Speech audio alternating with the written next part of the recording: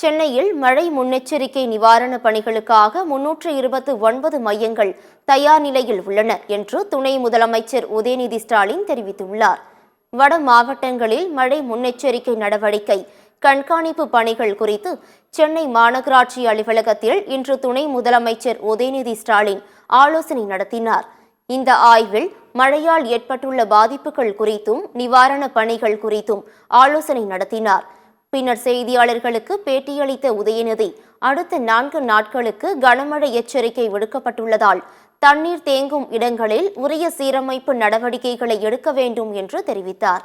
சென்னையில் சராசரியாக 5% வரை மழை பெய்துள்ள நிலையில் 329 முன்னெச்சரிக்கை மையங்கள், 120 உணவு தயாரிக்கும் மையங்கள் தயார் நிலையில் இருப்பதாகவும் துணை முதலமைச்சர் உதயநிதி ஸ்டாலின் தெரிவித்தார்.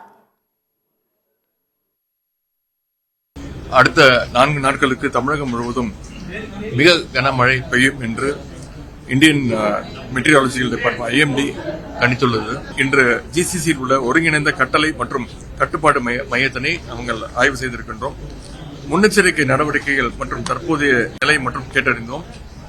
1194 மோட்டார் பம்புகள், 158 சூப்பர் சக்கர் இயந்திரங்கள், 524 ஜெட் ரோடிங் இயந்திரங்களும் தயாராக உள்ளன.